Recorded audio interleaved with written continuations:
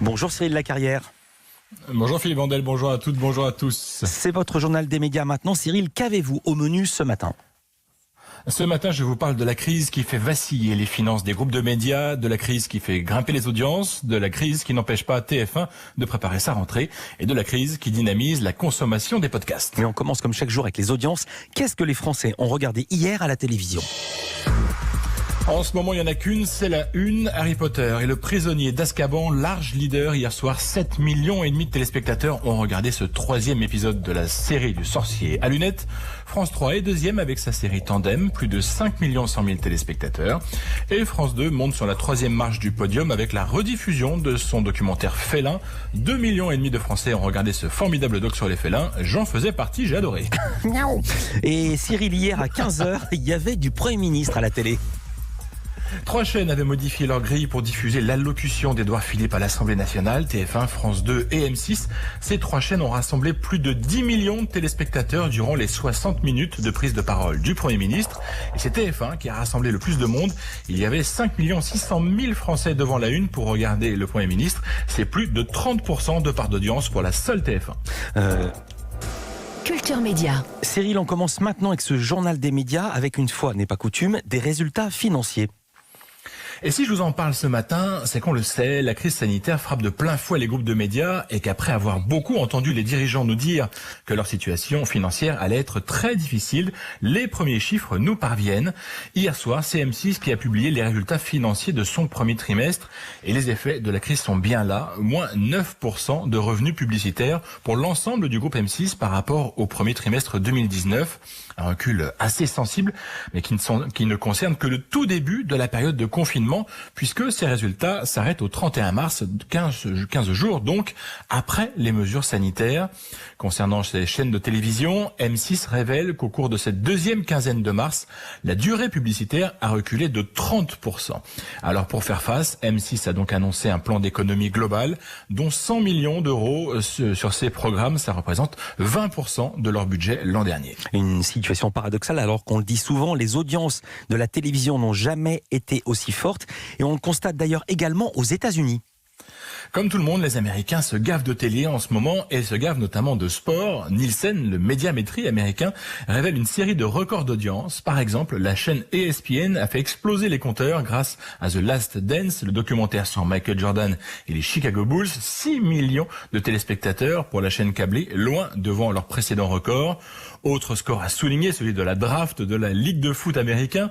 La draft, peut-être vous ne le savez pas, c'est le moment de l'année où les clubs pros vont faire leur shopping parmi les meilleurs jeunes joueurs universitaires. C'est un moment stratégique de l'avant-saison, toujours très suivi. Eh bien, la première soirée de cette draft a attiré plus de 15 millions et demi d'Américains devant leur poste. De manière plus globale, l'audience de la télé américaine devrait progresser cette année pour la première fois depuis 8 ans. Mais cette situation est bien exceptionnelle. Les analystes préviennent déjà que ces chiffres baisseront à nouveau dès 2021. Et puis on reste dans le secteur de la télévision avec TF1 qui prépare sa rentrée. Malgré la crise qui paralyse les tournages, le groupe TF1 révèle ce matin dans le Figaro qu'il sera bien au rendez-vous de septembre. Ara Aprikian, le grand patron des programmes, tient à rassurer ses téléspectateurs. À la rentrée, il y aura du Koh-Lanta tout neuf, le retour de The Voice Kids, des gros films de cinéma, des nouvelles séries américaines et bien sûr des fictions françaises inédites. TF1 espère également pouvoir reprendre au plus vite la diffusion de son feuilleton quotidien Demain nous appartient. Mais Ara Aprikian prévient également, comme M6 dont je vous parlais à l'instant, TF1 va devoir procéder à des économies massives pour absorber le choc dû à la crise sanitaire, des économies qui porteront notamment sur les coûts de grille. Hier, en direct dans l'émission, Denis Brognard nous annonçait qu'il se lançait dans le podcast et c'est bien vu car Cyril, vous nous confirmez la bonne dynamique de ce marché.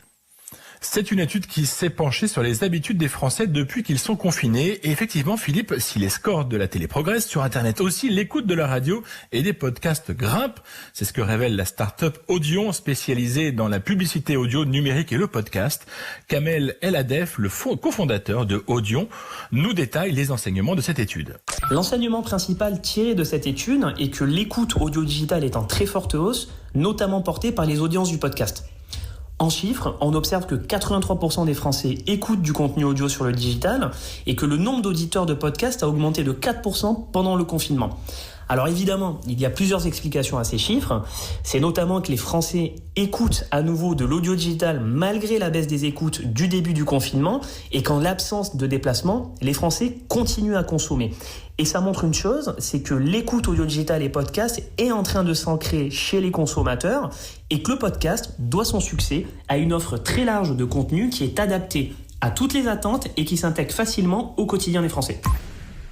Une consommation qui augmente donc avec des centres d'intérêt qui varient en fonction des âges. La culture, par exemple, passionne les 55-64 ans. Un quart des 25-34 ans écoutent plutôt des podcasts pour enfants. Donc c'est les parents. Les jeunes... Oui, c'est souvent les jeunes parents, effectivement, vous avez raison.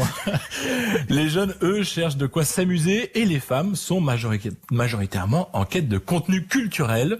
Durant cette période de confinement, les podcasts d'information restent bien sûr les plus consommés. Il n'y a qu'un genre qui peine à se faire une place, ce sont les podcasts de fiction. À peine 14% des personnes interrogées disent en écouter. Nous avons demandé au patron d'Audion ce qu'il fallait en tirer pour l'après-crise. Pour l'après-confinement, je dirais que les principaux enseignements sont que le digital semble aujourd'hui le support numéro 1 pour écouter du podcast, de la musique ou encore de la radio, et que le podcast, lui, il séduit de plus en plus de Français. D'ailleurs, un chiffre qui est très révélateur est que l'écoute en ligne de contenus audio digitaux a augmenté de 20% depuis le début du confinement, et on peut donc affirmer que l'audio digital aujourd'hui, ça devient très clairement un réflexe pour les Français, et que ces chiffres nous prouvent que ce marché est solide et qu'il croît malgré la crise. Les éditeurs, les podcasteurs, les publishers, ils ont donc intérêt à produire toujours plus de contenu de qualité car les Français, ils en consomment plus pour s'informer mais également pour se divertir. C'était Kamel El Adef, le cofondateur d'Audion. Merci beaucoup Cyril Lacarrière, on vous retrouve demain évidemment pour un nouveau journal des médias.